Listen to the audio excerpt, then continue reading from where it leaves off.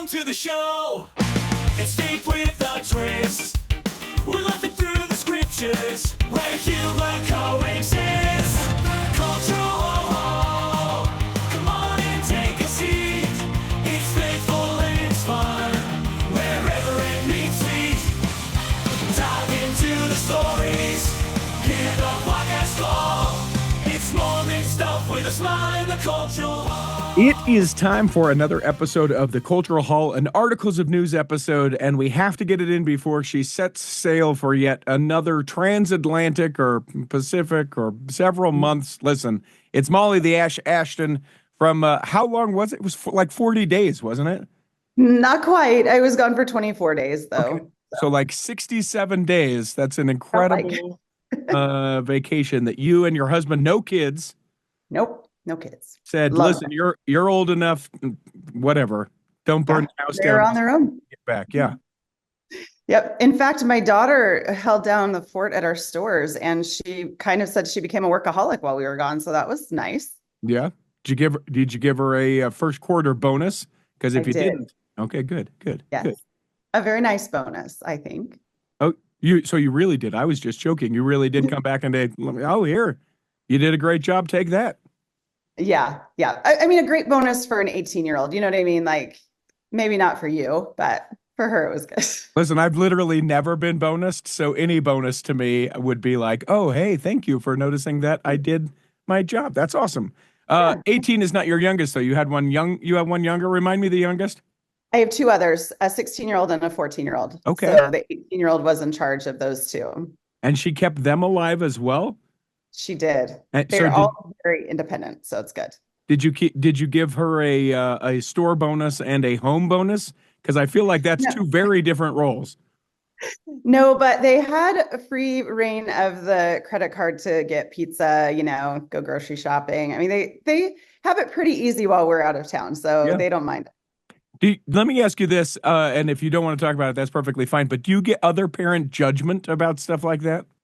I probably did years ago. I mean, we've been leaving our kids to go out of town quite a lot. I get more people that seem to be a little jealous that we can leave and that our kids are so well behaved. But we've just really trained them, I think, pretty well. We're lucky. We have pretty good, obedient kids. For the most part, people just say they're happy for us, but they could be lying. I don't know. Yeah. No, that's good. I'm glad that is what people are saying. The TikTok of the rager at your guys' house, I'm surprised that the blood came out of the wall that's right behind you. That's incredible. I need to know the secret as far as that goes. You were on vacation. You went to like Australia and all the places. Tell me your favorite. Well, first of all, tell everyone where you were at briefly. Okay. And then tell me what your favorite part was and the other part of like where you're like, man, I could never do that again and I'd be just fine. Yeah. So we started in Sydney, Australia, and we cruised up to Singapore is where we ended. We had many stops along the way. We cruised all up the coast of Australia. One thing I had no idea is that the crocodiles in Australia are so awful. We couldn't go to the beach anywhere that we were. So we were in Queensland and the Northern Territory. And we went to the Great Barrier Reef and went snorkeling where we had to wear suits to protect us from the jellyfish. But we couldn't go to the beach, couldn't go to a lake, a river, nothing. So that was surprising. I had no idea.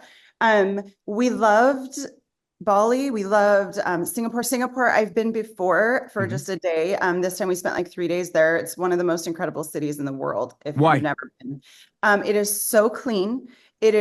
People are so respectful. There's a lot of laws there, which some people could say maybe is a little communistic. Maybe we don't want that. But some of the laws I think are really beneficial and it helps to make it a really safe, clean city. I mean, if you're caught with drugs or if you're caught selling drugs or dealing drugs, it's pretty much an immediate death penalty. I mean, they just really you can't chew gum, you can't sell gum, you can't import gum because they want to keep their city clean. And I think it's really refreshing. I mean, we were out in 2 a.m. in the middle of Singapore, enjoying this big light show in the city. And it's just like, you don't feel like you're ever in danger. So I'm sure there is, but it felt really, really safe to us. We loved it. So that was probably my favorite. Second favorite thing, we had massages in Bali at the most incredible spa.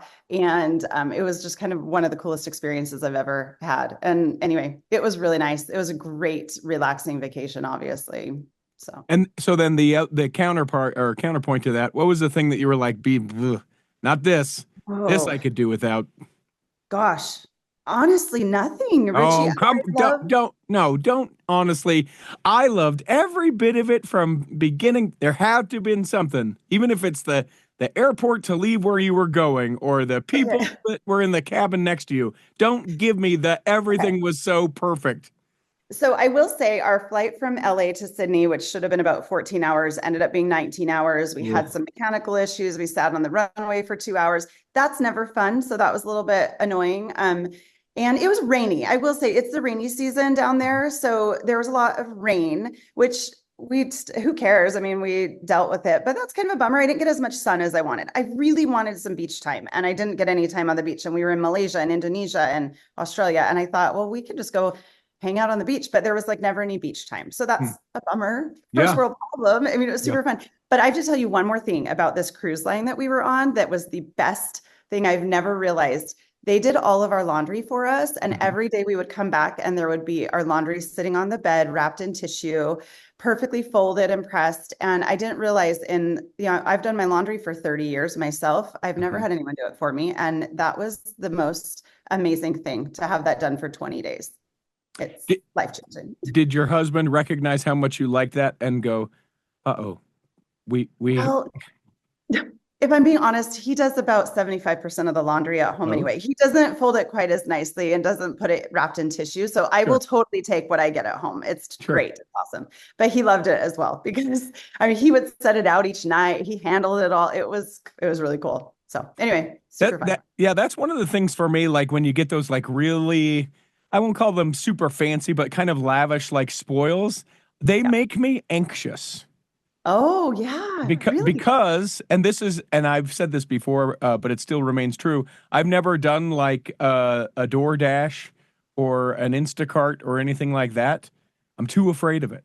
Yeah, I am yeah, too afraid that once I do it, that it's like, oh, this is why would I ever do yeah. the alternate? Why would I ever do this thing? So Right. Like once you start, you can't go back, yeah, right? yeah. Now, what I have to tell you, I actually still have to this day never done DoorDash or Uber Eats or anything because I'm Mhm. just against paying people to do that. But I do Walmart delivery. It's like $99 a year and you Mhm. can put multiple addresses on it. I have both of my businesses. I have my son, I have my address, free shipping. It is actually life changing. So if you Yeah. can afford $99 a year, that is a luxury I don't think I can ever go back from. Hmm. Yeah, we've talked about something like that, doing so we have like our staples from the grocery store. We've talked about doing like send us this, on the first of the month every month. We've talked about that so that we sort of always have those staples coming in. But like I'm the guy that goes to the grocery store like 5 times a week because it's right Really? by the gym. So on the way home, I'll be like, oh yeah, we needed to get some fresh something for this thing. And I'll Yeah. just drop in and do it. And it's, oh, Margaret, my cashier, how are you? How is your daughter? Like so I That's like awesome. that Yeah. aspect of it. Yeah. And that's also part of why I don't want to let it go because you really could, whether intentionally or unintentionally, you can isolate yourself so much Oh now yeah. because of all the accommodations that can be made that it's like, yeah, I never see anyone, I never talk to anyone, I don't have For to do sure. anything uncomfortable ever. And then when you get in that uncomfortable situation, you find yourself yelling like I do. Never. I never yell. I never am Yeah. uncomfortable and think people are the worst Oh, that's ever. good. That's good. Yeah, no, I never do that. I'll tell you this Never. real quick. So this is a very quick but funny story. So I was to go to Vegas for a DJ conference. Yes, those exist, and they're just as everything as you think that they would be. I was going to go down and do that, and at the same time, or so I thought, was Funnel Hackers Live, which, if people know what that is, Russell Brunson, he's a member of the church. It's this idea of being able to sell stuff better online. Oh, Lots of people, thousands of people, um, and I went to high school with Russell. He's been a guest here on the Cultural Hall, not about this particular thing, but about some religious stuff that he does. And I know that at this particular DJ conference, the education is garbage. So during the day is when the education is, but you kind of go down to this thing so that you can socialize and be with other people at night. And I thought, well, if my friend Russell from high school would need a hand at his conference, I'd go and volunteer myself and, be able to help him out with whatever he needs. And then I would go and do that. Well, it turns out that when I reached out to him, he's like, oh, I'll just give you a free ticket to the conference. and then you can just see what it's all about. And I was like, no, I'm not asking for a free thing. I really am just trying to help you out. I think that you're great. I don't understand everything that this is all about, so I'm just trying to be a helpful guy. And he's like, no, I'll come. Turns out the DJ conference was a different week. So shoot. once he had given me a free ticket to the conference, I felt very, very obligated to not look that gift horse in the mouth, but I was only able to go down for a day. I went down. It was incredible.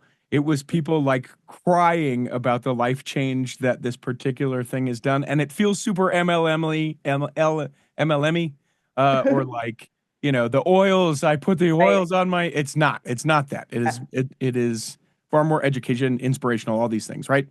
But I was like, oh, okay, this is what this guy's all about. And then I had to drive home in the snowstorm, negating everything that was inspirational. I found the worst in people, and I just found myself wondering why I ever leave my house ever again. What should have taken 4.5 hours took 7.5 hours. And I thought, why don't people just So Yeah. that's what I get for So trying moral to be of the inspired. story. Yeah. Moral of the story, do we take the free ticket to be inspired and only to have it all thrown in our face? Right. I don't know. Right. No, it was. It sounds good though. I'll tell you this, though. The different guests that he had just in the day that I was there, like, the older I get, because I'm very old and get ready for my wisdom moment. But the older that I get, I just realize how much of, like, the reason why I haven't done something is just because I have chosen not to do that thing or try not to do that thing. And I think that applies with, like, your trip and leaving the kids and, a business or not a business or, different things as far as I go, that it's like, yeah, you are the one that is likely stands in the way. And one of the other big focuses is like, and they do this. It's amazing the way that they did this in a way that's like God has a purpose for you, but they weren't like, and a heavy-handed Jesus moment is what we're going to do from the stage. It was incredible. It was like, yeah, no, there is something I'm supposed to be doing. It's not just making money or not. It's not just, throwing great parties. What's the deeper anyway? So I love all that. out the window. Yeah. The second that traffic hit, I just was like, this is the worst. I just want to stab each and every one of you people that I'm called to help. Every single one of you need a knife to the ribs. Get out of the way. That's terrible. So did you end up having to go down like the next weekend for the DJ conference? No, I just said forget it to the DJ conference. Okay. All right. Yeah. That makes sense. Priorities. Yep. We have got a whole slate of news that was lovingly selected by Molly the Ash Ashton. So we will get to that. We'll come back and do that in the second half of Articles of News. BestDJinUtah.com is the website. That is where you go if you would like me to come and DJ your event. Now, will I do a family reunion where you all wear the same t-shirts? You bet I will. Will I travel to wherever you're at? Am I reasonable as far as what I cost? Yes. Do I bring a good time? Yeah, all the things. Listen, Best DJ in Utah, it's my company. It's a thing I do that allows me to be able to have the time to do the cultural hall. So if someone's getting married, you think, man, they need a great DJ. You're throwing a party, whether it's a 50th or 60th or 40th or 20th or whatever the party is. I've done them all and would love to be able to do that. An anniversary party, certainly done those. I did a baptism in 2023. Yeah, we did a big dance party at a baptism. Spoiler, not a Mormon baptism, but it was fun nonetheless. BestDJinUtah.com is a website.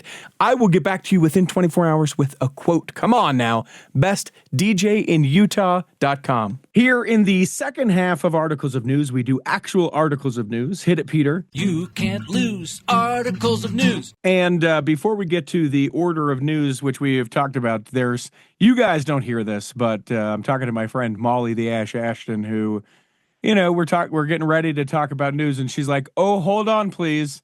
The CEO of Crumble is calling me. I'm going to go ahead and just take this phone call." So, I mean, lest you think anything about Molly the Ash Ashton, she takes the CEO's phone calls in the middle of episodes, y'all. That's how committed she is. She deserved that. Yes, I do. She deserved that 92-day vacation. What? Although I was prepared to ignore his call. I told you I would ignore it. You were very gracious. No, listen, come on. It was fun to hear you in that element as I was just on the other side of it going, boop, ba-doo, I wonder when we're coming back to this. And you know what? I like a brownie from Crumble, so keep it up, whatever it takes. Awesome.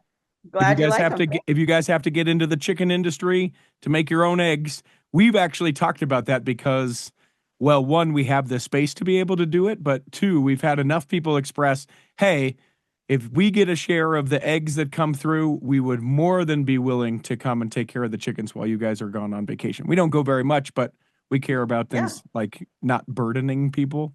So Great. anyway, That's cool. we may be chicken farmers by the next time we chat. That would be amazing. We actually used to have chickens. We had them for about 6 years, and the last one died. My husband said never again, but it was really fun while it lasted. They're so dirty. Are they? And we don't have space. We have like a very normal yard, so they were in our side yard, and it was very messy. Okay. So, Okay. but I loved it. It was really cool. The eggs were amazing. It was fun having my kids experience that. So more power to you. You should do it.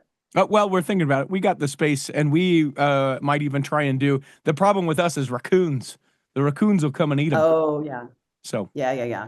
So who knows? Who knows? Yeah. Let's do some actual articles of news. So you sent the stories that you wanted, and I kind of put together what I felt like might be a good order.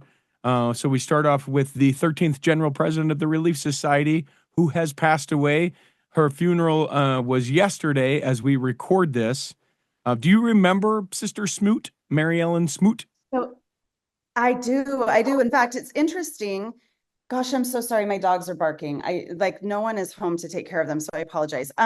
So I know her because she was my General Relief Society president. I graduated from high school in 1997, and she was the president from 1997 to 2002.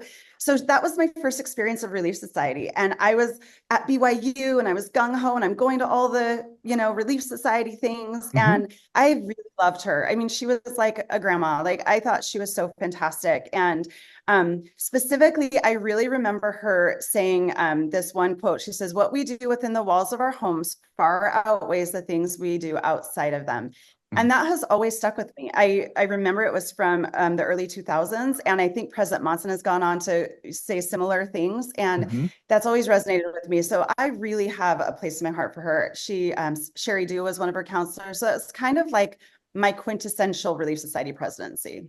Wow. Oh, well, then I'm glad you were able to be a part of that story. One of the things to me that struck me, you touched on already, is you see a picture of a younger Sherry Dew in the background with President Smoot. And I was like, is that she? Yes, it is Sherry Dew.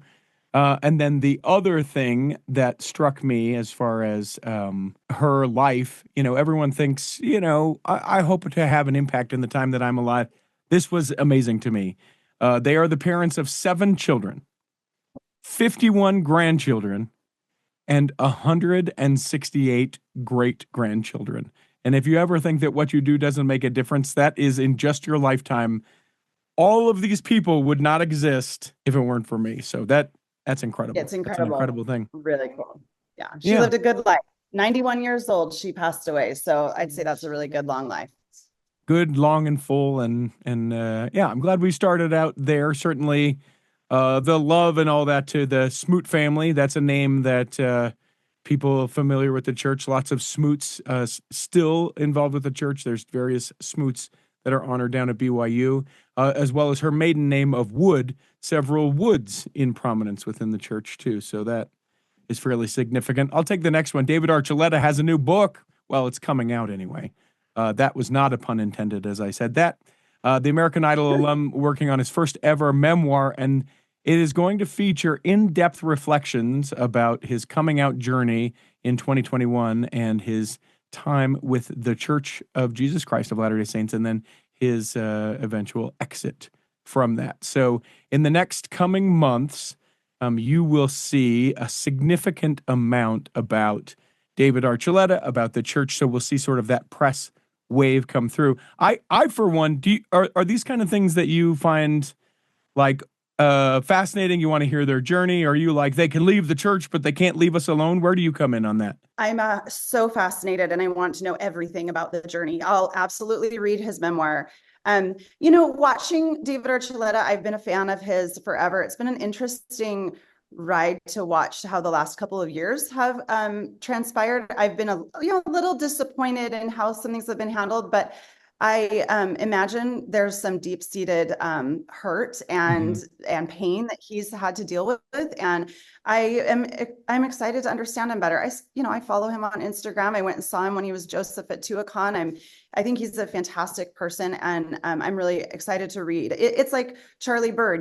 I loved reading his books. I love just understanding a little bit better how and what they are dealing with and going through. And I think it's Yeah. important that we understand and that we can have some compassion and we can, just have a better feel for how they really have felt. Well, and I like it, and maybe selfishly, I sort of read it this way, where like, what could someone have done better? Not that I think that like anyone, like I think everyone has the choice, right? I hope Right. everyone has the choice. I hope everyone has agency. That was God's plan. What's going on if we don't have that? But what I am saying is, like, could individuals have made something a little bit easier, a little bit softer, less, Right. mentally taxing? Is there things that people can do? So, um, Yeah. I'm kind of looking forward to that. The 6th of May is when that book comes out. So anticipate the wave between now and Yes. the 6th of May that will be, he's on this, he's talking about this, and there will be things that people will go, oh, why can't he just, and Mhm. you're missing the point, I think, at that Right. point. I think that you Right. need to take it from a bigger picture. What can I learn? You know, Exactly. all that. Yep. How can I do better? How Yep. can I help someone who's in his same situation? How can I respond to them better? I think there's a lot we can learn. Yeah. And fingers crossed, maybe I can get him. I think we've had him. I can't remember. I know I've interviewed him, but it might have been for my day job back in the day. I don't think that maybe he's been in the cultural hall. So maybe Well, we that can would be get him in talking amazing. about this. I'd love it. It would be a huge thing. Yeah, that would be Uh, really cool. we go now to your favorite thing in the world, Secret Lives of Mormon Wives. There hasn't Yes. been necessarily as much, although I have seen sort of a regurgitation since it's been back on regular broadcast TV, which Right. I haven't watched any of the episodes on broadcast TV. Have you? I haven't, just Yeah, because I've already watched them. So yeah, yeah, no yeah, reason to yeah. rewatch. I get curious to know how they've edited it because there are, there is some language and some other things. I wonder if it still hits the same because some of it, to me was like, oh yeah, okay, we're going there Yeah. right now. I Yeah. wonder if it hits the Yeah. same on regular TV.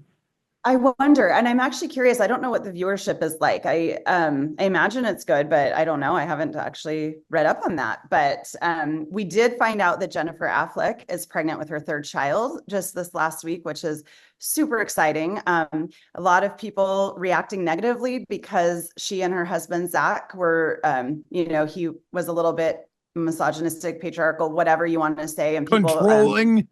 controlling. Yeah, there we Yeah. go. There's the word. Um, but she said, they've learned a lot from watching the previous episodes. They've been in therapy. They've really, really grown as a couple. And I think more power to them. I mean, she said a lot of people are saying you're wasting your 20s by getting married and having babies. And I think about myself at her age. She's 25. I Mhm. was on my second or third baby by 25. And like, I have zero regrets. And I just think like good for them. If they feel like this is where they need to be led and this is what they need to do, then I'm excited to see how that journey goes. Yeah.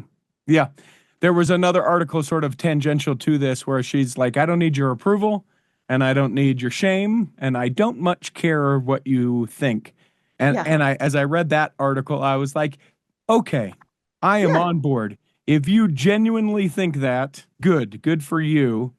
Yeah. But do you genuinely think that mom talk person whose entire livelihood in this space is based on people liking and or approving and or disdaining the decisions that you make? Like it's such a Right. delicate thing that I'm like, yeah, it doesn't hurt me. Lights go off and the tears come out. Like, Right.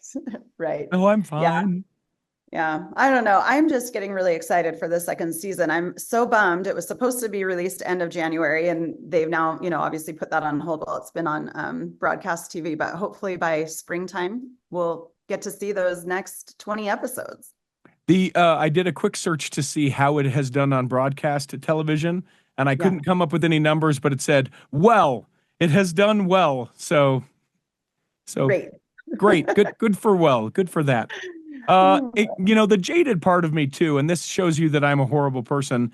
but also this is what the culture is like. I think when she announces that she's pregnant, I couldn't help but think, oh, that'll fix it because I'm a Hmm. horrible person. Yeah. Yeah. It, You've got that devil on your shoulder giving yeah, you negative thoughts, I guess. yeah, yeah. It makes me well, it's funny because then I go, am I showing up in the way that I don't want to? Yes, I am. Why do I think that automatically?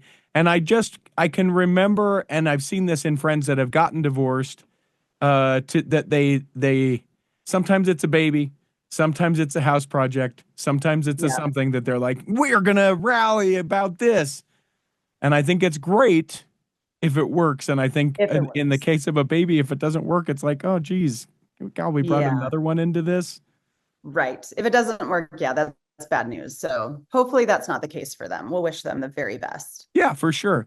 Like my wife and I were thinking of investing in a crumble store. So that's going to be our little, I'm teasing. I'm teasing. I couldn't I do can it. get you in I on couldn't that. do it. I couldn't do it. I would eat too much of the product. I know. I know. It's okay. And as you know, as I know, as anyone who works for themselves know, when you're your own boss, you're the worst boss you could ever have, ever. And I just don't know that I Yep. could do it that way, Yep. public facing, the ups and downs, the this, that, and the other thing. So, Well, and I actually, to that point, I put in my 2 weeks notice a couple days ago. I texted my husband and told him I quit. oh yeah. He would not accept my resignation. He told me, Oh, I guess I can't. oh, well, yeah. See, and especially when the livelihood, is based on it. It's like, no, I don't want to do this. Oh, I have to anyway. Cool, Oh yeah, cool, shoot. Yeah. great. Let's go to the next story. This I thought was interesting. The Jerusalem Center for BYU is reopening. This was announced on February 13th that said that it will reopen for the spring and summer semester. It has been suspended. No one was there in all of 2024. They were suspended in the fall of 2023 just because of the unrest. And so Jerusalem has now been quiet for several months. There are strong signs of improved security throughout the Holy Land. And so they are opening it back up for students.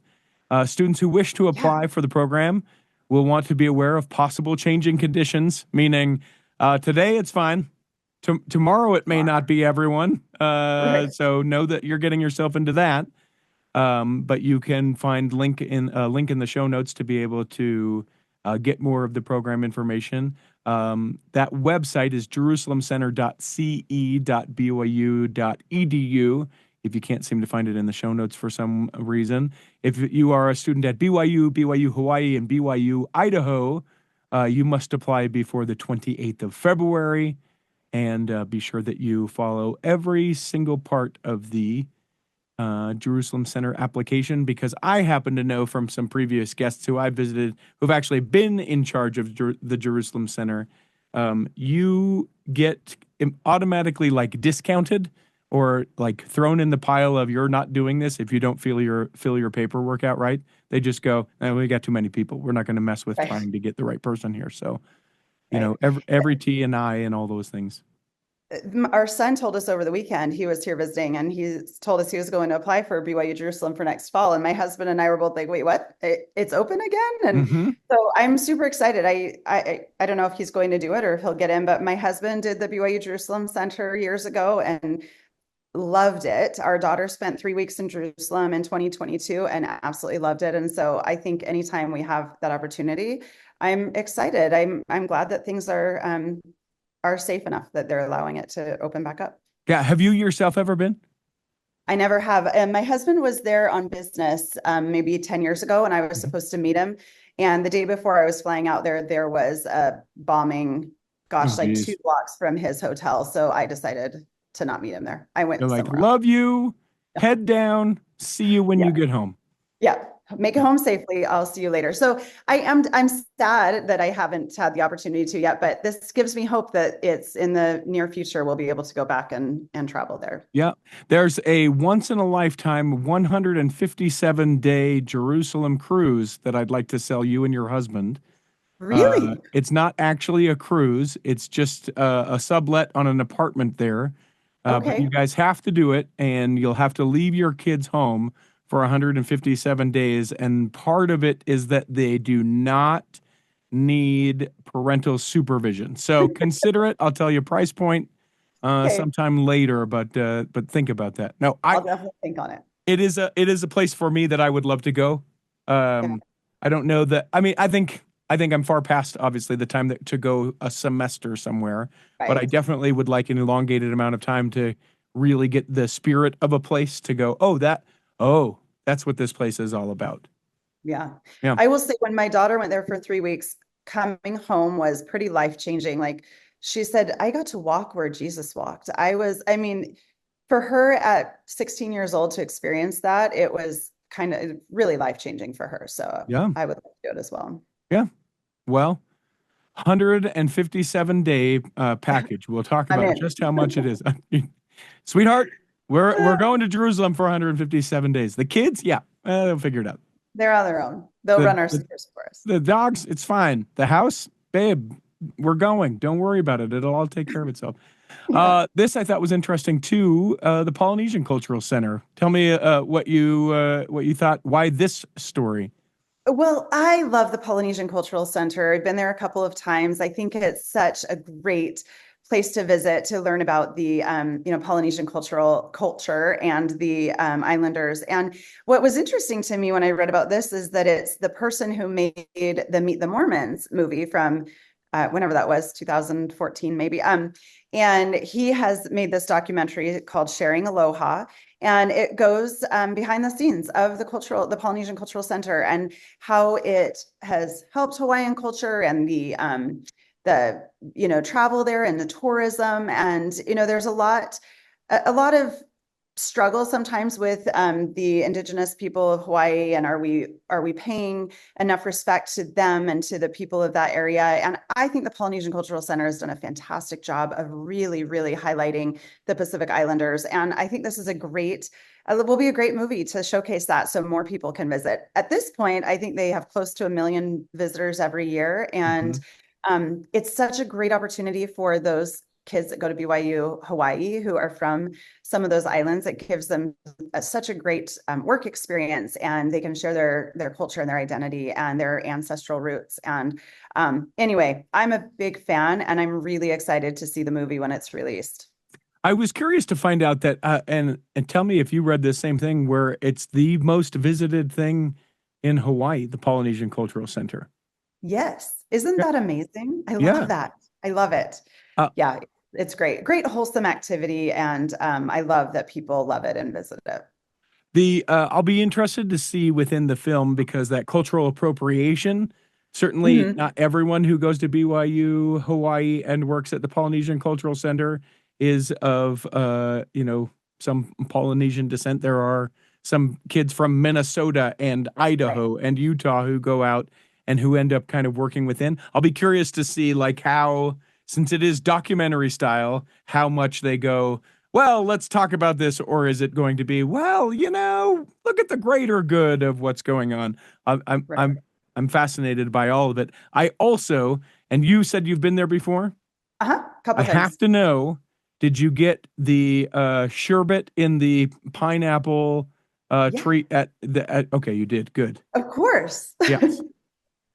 Well, and I don't remember the name of the chief, or there's a certain guy who climbs the palm tree. Uh-huh.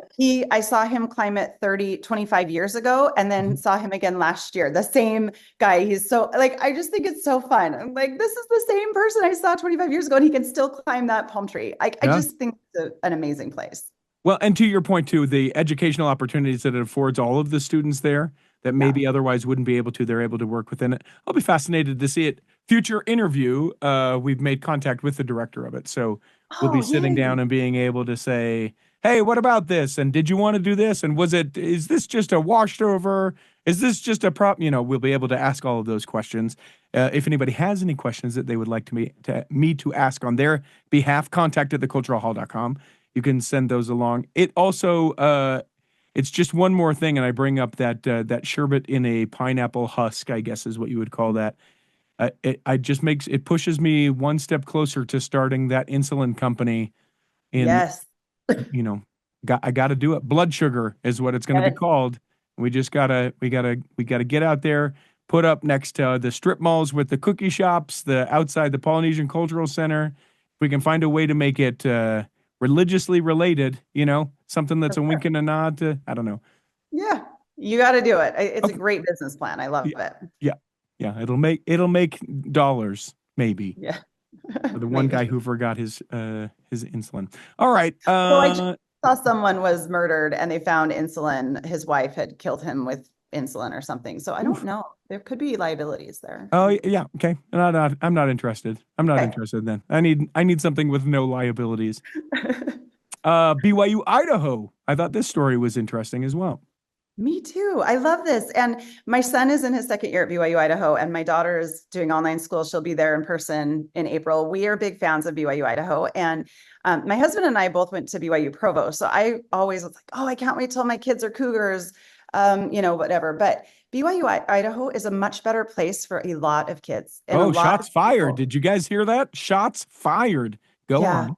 I know. Now, I will say I have 4 children, and I do believe one of them will end up at BYU Provo. The other 3, BYU Idaho is the place for them. And I just know based on their personalities and the smaller class sizes, just the smaller everything, maybe not quite as competitive. That's one thing we really love about BYU Idaho. And the President Meredith, has really made strides this last year to help encourage more, oh my gosh. Attendance, enrollment? Yes, I don't know what the word is. I was going to say viewership, and it's not TV. But they said they had the largest incoming class in the school's history this last fall. And a few reasons why, perhaps, is they took away the application fee, which, it's only $35, but it's something for people who are struggling. And beyond that, though, I mean, if your kid is considering BYU Idaho and they're considering the University of Utah and they're considering, Mesa Community College, and all of these things have $30 or $40 or $50 application fees, you can quickly go from, oh, that's no big deal, to I just paid $700 for one school that I'll ultimately end up going to. And, Yep. It totally makes sense. It definitely adds up. So removing that has been great. They've also introduced a one-time $1,000 return missionary scholarship, which was a big surprise to us. My son came home in August, and in July, we all got an email saying that he had this scholarship. We were like, awesome. So that's great. Doesn't matter what type of mission you serve, whether it's a service or humanitarian or proselyting, even if you only served for a few months, doesn't matter. So that is really awesome. I love that.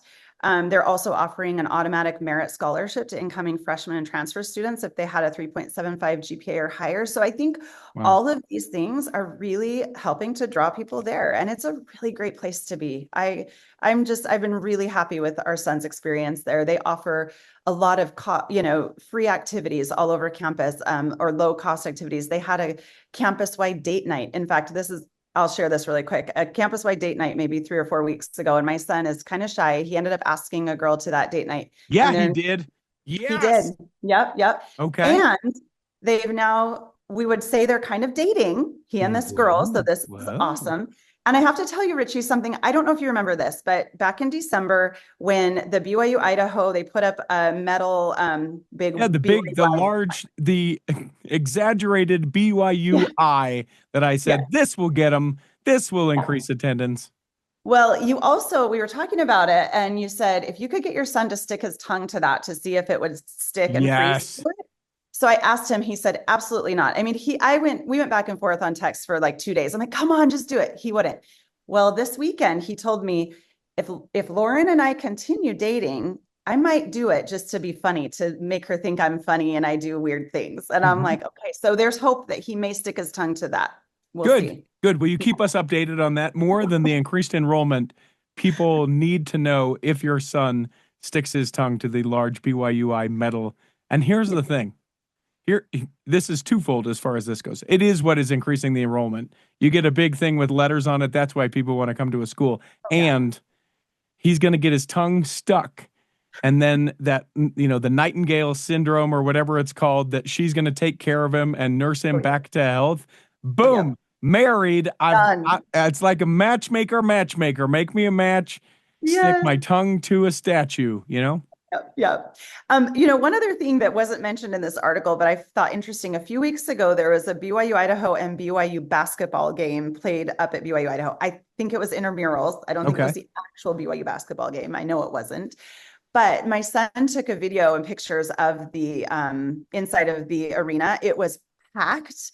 Like the students were so excited because, of course, there's not real athletics up there at BYU Idaho. Yeah. It's just intramurals. Mhm. But to have a team come from BYU Provo and then BYU Idaho, I guess, smashed them. They killed them.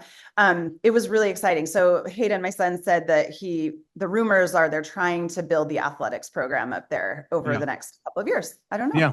Be great. You know, the wildest thing about that game, and it wasn't reported in the mainstream media, but you heard about what happened at that game, right?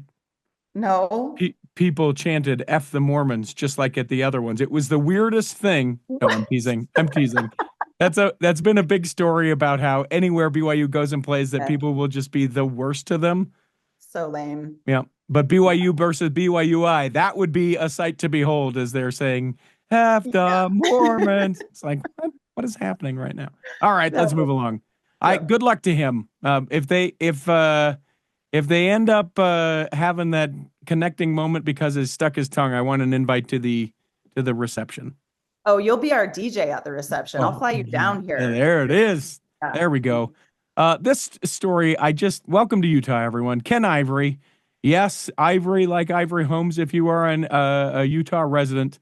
He is a Republican from West Jordan, one of the suburbs of Salt Lake, a member of the Church of Jesus Christ of Latter-day Saints, and has put on HB, that's House Bill 441, that would expand on an initial proposal outlined in a news release that focused exclusively on protecting franchises from having to operate on Sundays. So it's our time. Is your state lawmakers, do you guys do your stuff right now? When does Arizona do all their lawmaking? I should know that. I don't think it's right now because I have not heard anything. Okay. I think it's usually in the fall. So we have like 47 days or 49 days or something like that. And all of our state representatives and state senators all have other jobs. But for essentially those 50 days or whatever it is, that's when they get together and they argue about all the things. And there are some things that are done that we go, yes, hallelujah, finally, we closed that loophole, or we're sure grateful for that. And then there's crap like this. If passed as is, companies no longer would be able to require franchisees to accept amendments to their contracts demanding operation on religious days. They would also be barred from making opening on religious days a requirement for those looking to renew an operation agreement. So a bunch of legal jargon. What does this mean? I want to run a McDonald's in Utah, but I don't want that McDonald's to be open on Sunday. All right, well, we're going to make a law that says you can own that McDonald's, but you don't have to open it on a religious day in Utah. Here's the thing, and you can speak uniquely to this, so I'm glad that you selected this story. Don't own a McDonald's. Part of owning a McDonald's is that you're open on Sunday. Part of opening a Crumble is that you can't own a Crumble and have it be chartreuse colored boxes. That's not what it is. Yeah. Don't do that thing. Oh, but I want to, but I don't want to do this. Okay, too bad. Then you don't want to be a McDonald's franchisee owner. Well, we shouldn't have to. No one is making you be a McDonald's owner. Yeah. The fact that we try and do so many of these things, and listen, I go to church on Sunday. I consider Sunday to be a religious holiday. Whatever that is. Chick-fil-A, I know that if I'm a Chick-fil-A franchisee, I don't have to be open on Sunday because guess what? They don't open on Sunday. If you want to not open on Sunday, buy a Chick-fil-A. Yeah. I mean, I can't speak uniquely to this. Crumble is not open on Sunday, and our CEO is very passionate that it will never be allowed to be open on Sunday, but there's 1,100 Crumbles nationwide, and I know about 500 of them wish they could be open on Sunday because we're losing out on revenue. I mean, I know when I'll sometimes go into my store on a Sunday and clean or grab something, and the number of people that walk up to our door hoping it's unlocked and open, it's pretty staggering. And I think sometimes we would be making pretty good money if we were open on Sunday. I think the biggest issue here is it specifically talks about a couple that opened a Nothing Bundt Cakes. And in their agreement, Nothing Bundt Cakes allowed them to not be open on Sunday. And now they're trying to force them to be open on Sunday. So I think that's a little bit of a sticky, gray area, because the people, and I would feel a little bit like that. Honestly, when I opened Crumble, part of why I wanted to do it was because it's not open on Sunday, not for the religious part. While I do hold that dearly, I would have employees work. That's fine. I like not having to even worry about it on Sunday. I like having a day of the week that I can actually rest. So I would feel a little bit like I got the wool pulled over my eyes if all of a sudden I got my new operating agreement and it said, oh, now you have to be open on Sunday. So I understand, but I also understand exactly what you're saying. A McDonald's is open 365 days a year. Probably Starbucks, probably any of those bigger chains like that. Like if you go into that, you're going into that and you're going to be open 365 days a year. You can't just change that. So it's a little bit sticky to me. I would feel a little bit annoyed if my franchisor required that I open on Sundays after 6 years of not being open on Sundays. So I don't know how I feel about it. Right. And I think that's an important distinction, that if it was once this and within an agreement, can accommodations be made? But when I just read some of these things and I think, guys, okay, well, let's say that Crumble came to you. Is the owner of Crumble an LDS guy, the CEO?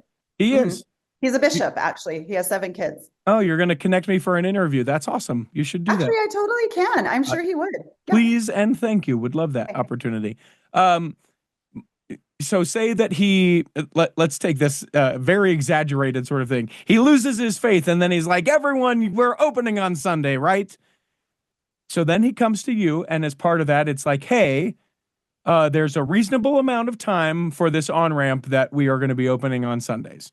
A year from now, Crumble is a open 7 days a week establishment. Okay.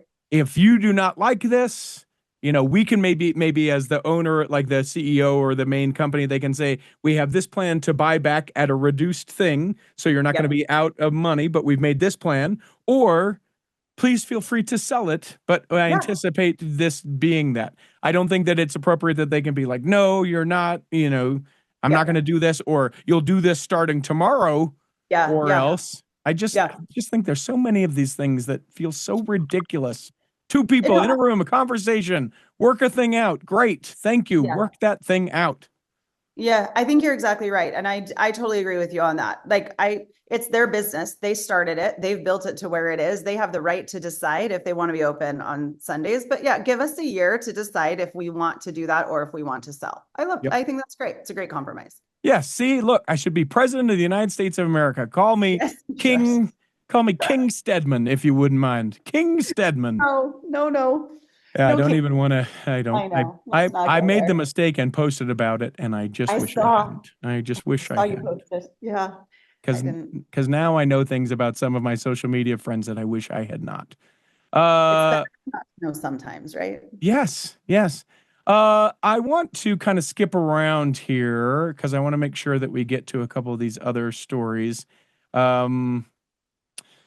If you have younger ears that are listening, this might be a good time for you to press pause. We're going to get into some fairly heavy stories for the next little bit. And so if you've got younger ears, let this be a warning. I think that we'll treat it with respect, and I don't think that we'll be, over the top with it, but it does contain some serious matters. So take this opportunity to pause. And now let's go here. The former LDS bishop that was charged with sexual assault of a 16-year-old, he felt like was an important story to share, and I think so as well. Mark Stevens, 68, charged in Salt Lake County with forcible sodomy, first-degree felony, and 2 counts of forcible sexual abuse. In 2006, Stevens, a former bishop of the LDS Church, assaulted the victim when she was 16 years old, according to the district attorney's office. The victim was reportedly a member of the church, and Stevens was her bishop. At the time, Stevens has allegedly asked the victim to meet with him to discuss her leadership role within the church.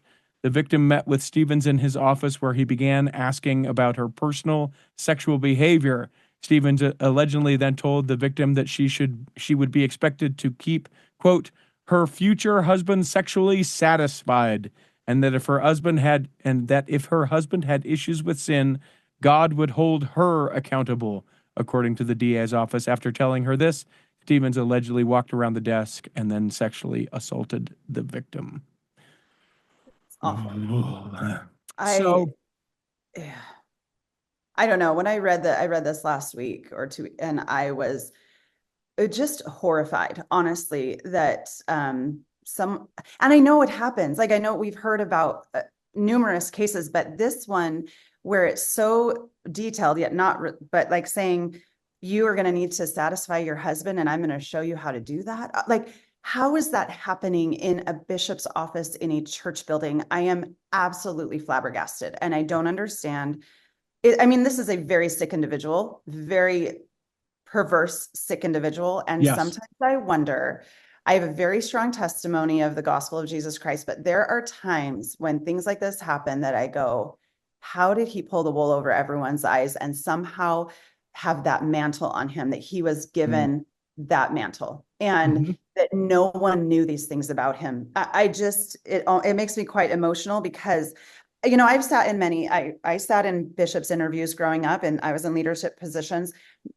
I could never imagine anything even close to any of this happening, but to hear that it happened and that it happens, it's horrifying. Yeah. Yeah. It's the worst. One of the reasons why people are like, what, are you an enemy of the church? Is that why you always share these things? No. I think that the reason why I share these things is because they happen. Yeah. Because they continue to happen. And it's sobering because, you know, I can remember as recent and as the last, 15 years of my life. So I'm a grown person, and my bishop getting released, my bishop who I had many conversations with, getting released in this really awkward sacrament meeting kind of thing where he's crying and lots of people are crying, and I have no idea, like, all of the drama that was going on. He was an adulterer with multiple people in our congregation, and I had no idea. Wow. Not in the office, hallelujah. Yeah. I think that's a whole different level kind of thing. But like that was going on. These things go on. Yeah. And we need to be aware that they can, aware that they do. And the one, like, if there's anything that allows me to think, okay, well, we're doing a little bit better. This happened in 2006. Since then, at least all that I know of, the bishop stores have little windows that have been put in them, or the doors have been changed out so that, like, if an interview is going on, someone walking by can see into what's going on in the office or be able to make that sort of check. And then also the opportunity that young people have the opportunity to have another adult in the room with them. So if there's any sort of thought, concern, or just a good safety practice, yes, come with me, sit in this room as I visit with this person. Yeah, my husband was stake executive secretary years ago, and at the time, he always sat in on any interviews that the stake president had, and it was just, I don't know. And our stake president is amazing, and he would never, you know what I mean? But it was just something that he was like, "This is what we're going to do. I don't want anyone to ever think anything nefarious going on." You know, but this case being that it was nearly 20 years ago, it's really sad that it took this long for this woman now to come forward. Like, that's really, really heartbreaking. But also, just like you said, I think it's important that we are aware that these things are happening and that we're talking about them, and that we are talking about them with our kids, and that they are aware that none of that is okay. None of it is normal. And hopefully the more and more we can talk about it and bring light to it, it'll happen less and less. I think, like you said, there's definitely been things put into place to keep kids safer, keep us all safer. But, you know, it's probably still happening. There's a special place in hell, if I can use such strong language, for someone who will abuse a position like this. The last line of this particular story, where the bishop said to the victim, quote, "You're just so innocent, aren't you?" And then reiterated that as her bishop, God had instructed him to, quote, teach her how to keep her husband satisfied. And I just, It's I awful. it just terrible. So let's talk about another terrible story, shall we? Yeah, let's talk about it. Oh my gosh. Can I just say one more thing about that? Yes, That please. gentleman was 48 when it happened. I'm thinking he's like some creepy old man. I'm like, he's like our age. Like that's like my age. And I don't understand. Anyway, moving on. Yeah. Yeah, yeah, Not yeah. that He it's sort okay of for a creepy old man, no, no, obviously, no, but it no. just feels like that's so weird because I'm sure he had teenagers of his own, right? Like it's not like, I don't know. Anyway. Yeah, it's yeah. A woman has filed a $25 million lawsuit against the Church of Jesus Christ of Latter-day Saints over abuse by adoptive Ridgefield dad. That is the headline of this story. She alleges that church leadership failed to report allegations of sex abuse by her adoptive father. The 24-year-old woman, whom the lawsuit refers to as Julie Doe, filed the complaint February 10th in U.S. District Court, alleging negligence. She's suing for $20 million in non-economic damages and $5 million in economic damages, court records show. In an emailed statement, the church called the lawsuit, quote, grossly misleading, and said that the allegations paint an inaccurate picture of events, and the church said it will vigorously defend itself from these false claims. The church goes on to say, we abhor abuse in any, in any form, in any fashion. None of it is excusable. Is excusable. According to the lawsuit, Doe was placed in the foster home of Craig Ford and his wife, where the Fords' two biological children also lived. In 2014, the couple adopted Doe, and a year later, they adopted another teenage girl from foster care.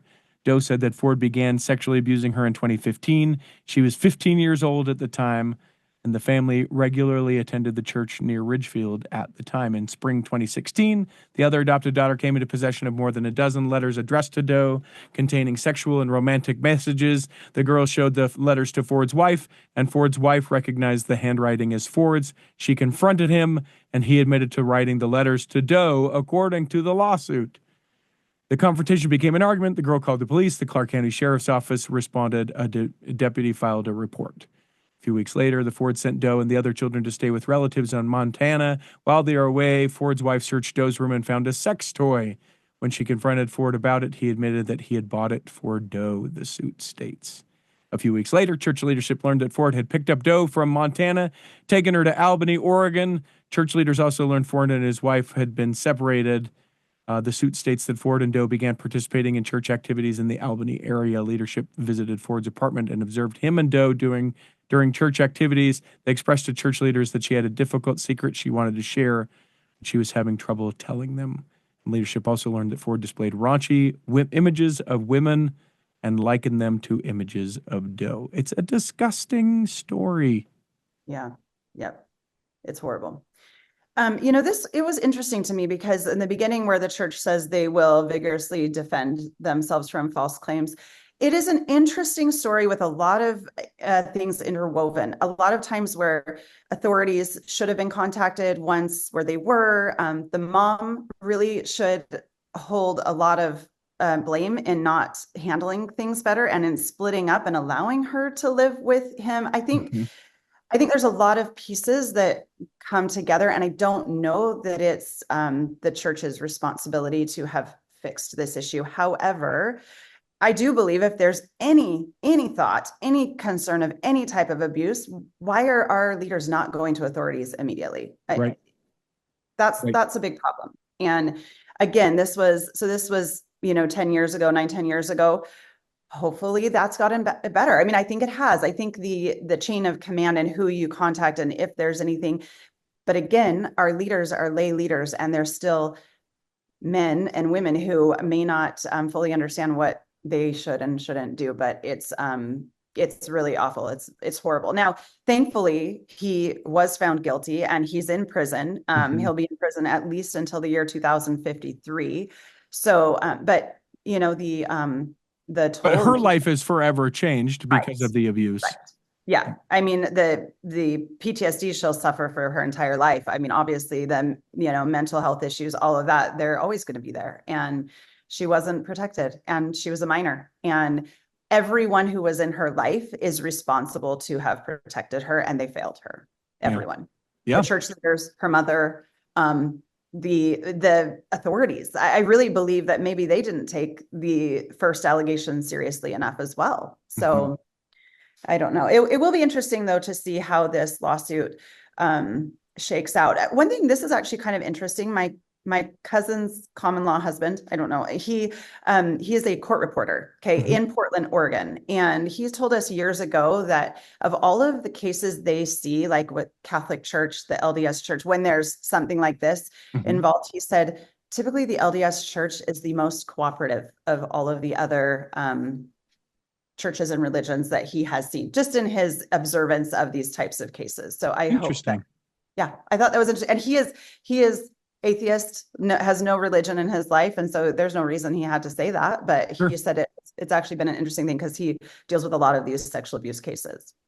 Well, and we're not getting to it in this episode, but in a future Articles of News episode, there's a story out of New Zealand and from the New Zealand Church newsroom, where I think people will be surprised the difference between how the church reacts to this in New Zealand compared to in the States.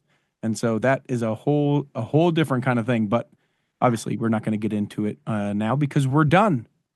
We've got CEOs to call back and cookies to make and dogs to let back in, because I'm betting it's that freezing 80 degrees down there in Arizona. Oh, I'm so sorry for you guys. It is going to be 88 degrees next Wednesday on my birthday, and I'm really not happy about that. Like that is way You're not happy about it? No, that's way too hot for February. Come on. Like this is the best time of year for us. We don't want it to be in the 80s yet. Okay. We need another month. Well, I was going to claim, happy birthday and tell you thank you for getting you that weather on your birthday, but apparently looking that gift horse in the mouth. That's fine. Yeah, I am looking that gift horse in the mouth, and I'm going to be mad about it. Fine. Listen, so, there you have it. Rescinding my offer of the 157 days in Jerusalem. Forget it. You don't deserve it. Pearls before swine. Molly, I hope that this episode has nourished and strengthened your body. And if you weren't well enough to be here this week, you'll be well enough to attend next week. And that when the time comes, you'll be able to travel home in safety. In the meantime, Chris at Alpine Lakes Travel, Debbie Wanless, Chocolate Cake Bites Podcast, and the Tiger with a U will be saving a seat for you on the back row of the Cultural Hall. Save me a seat, it's sure to be neat on the back row. We really gotta go on the Cultural Hall show.